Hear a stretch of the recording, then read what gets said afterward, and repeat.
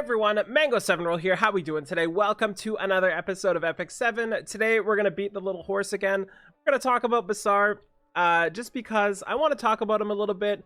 And there's also Kawerik right now. We've also got some summons. We'll do that in a second here.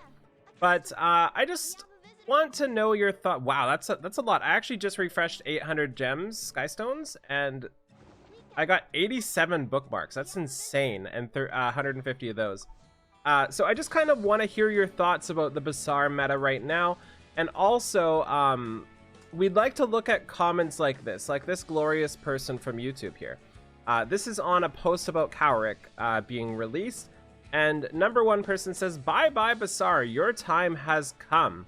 And I said, do people really think this is going to get rid of Basar?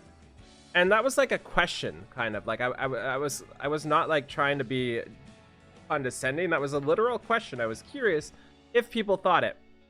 And then this insightful Laura C saying, "Mango once again proving he has no idea how the game works. Keep sitting in Challenger making content and refrain from posting nonsense. Thanks."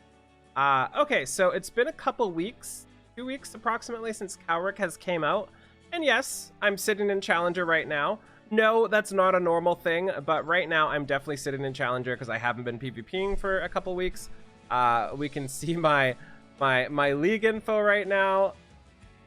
We were champion for a while and then we stopped PvPing here. So yeah, you got one part right. And we'll check out to see if you got Kawerik right as well. So let's go do a summon or two first. We are 59 into pity so far, 61 into pity for Kawerik. I don't know why I'm summoning for him. Actually, I do, because he's Mondo. I love his design. But first, we might as well just go get Charlotte. And then see what happens from there. It was supposed to be Charlotte. I'm confused. Okay, so now we might as well go get Kawerik, right? Right? They can't make me go pity 4 times in a row, right? Right?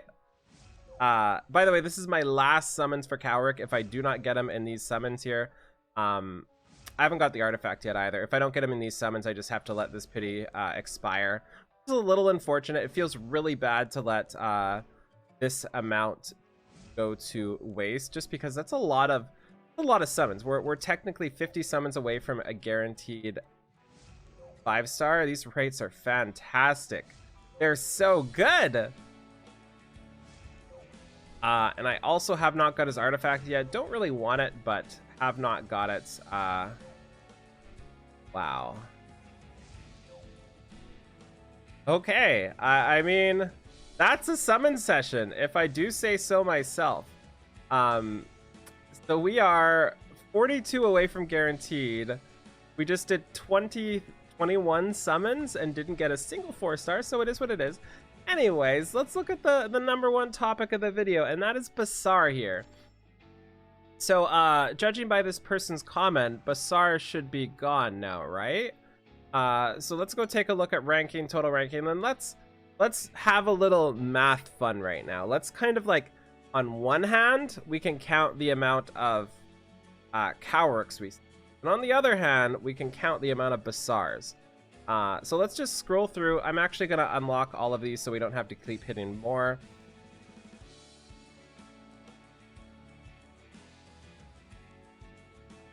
Okay, now let's go up to the very top here.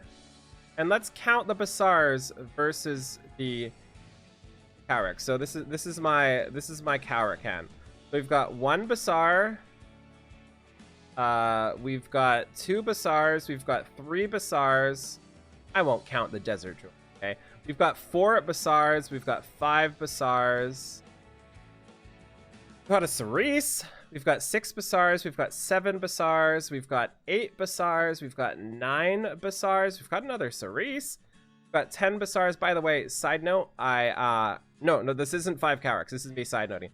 Side note, I really want to make a Cerise video soon, but I'm having trouble showcasing her enough. I love her to death and she's working out really well for me, but can't get a good enough showcase. But I guess with the type of role she is, that's kind of how it works. Anyway, we're at 10 Basars, 11, 12, back to 0, by the way, for Kawerik's.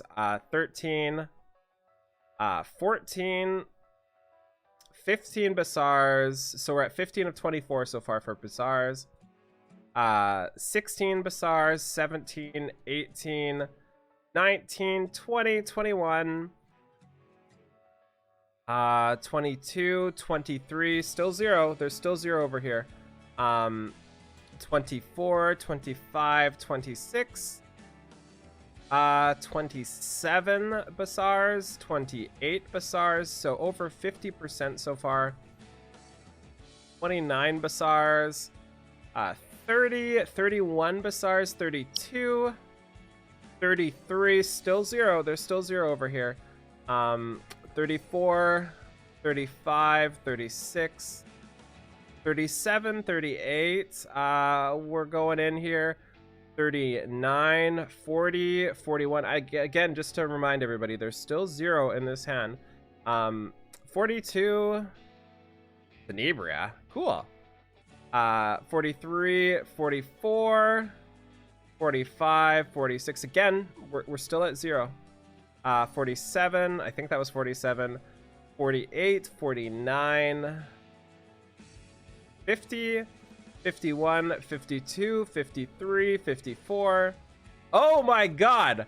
54v1. Dean Squirrel, are you serious right now? You're gonna ruin my video like this? So 54, so was it 54? I have no idea. There's a lot. 54 and 1 Kawerik so far. 55, 56, 57, 58, 59, 60, 61, 62, 63 of 100. So 63% of the top 100 right now have Basar, and I would bet a lot of them are also using him for offense. And one single doofus, stupid Dean Squirrel, ruining everything like they always do. Okay, so this is why I kind of made this comment, because this is not how you stop Basar. And one of the main reasons for that is, assuming this stops Basar, it will lose to every single thing that the people that aren't attacking Basar are attacking. So, it's not a solution. Even if Kawerik was to shut him down, which he doesn't really, it's still not necessarily a solution. So what was Dean using here? Dean was using Kawerik, Charles, SSB, and Elena. Okay. Interesting.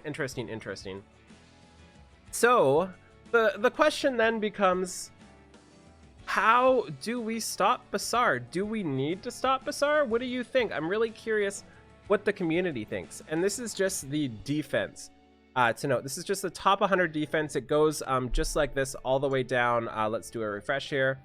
Of course, there's only 2 Basars here, but in general, where I am all the way up to 5,300, where I usually sit, or I usually sit at around like 5,100. It's all Basars there too.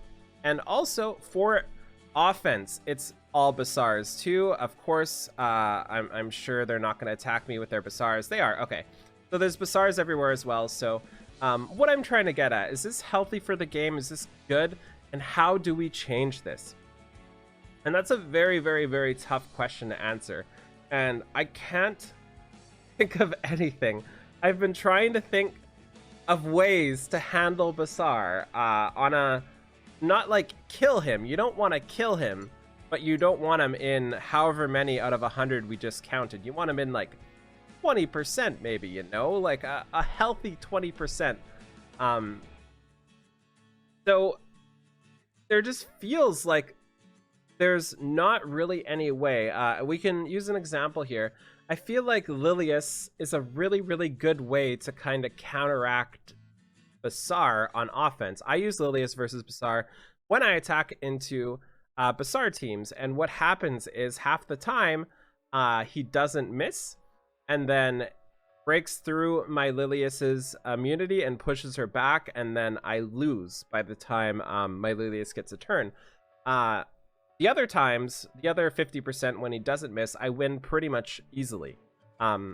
But that 50% chance to lose there, and I guess like 50% of 50% because I'm going to win some of those battles, is not worth me attacking Basar. I can outspeed him, but that feels like a horrible option in the long run, and I don't like that option.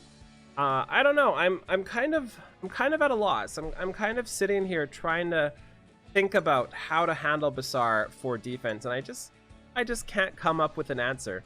I've thought about answers for passive skills because maybe that's the problem. Maybe if we get less brutalizing units, let's look at the ranking, the total ranking.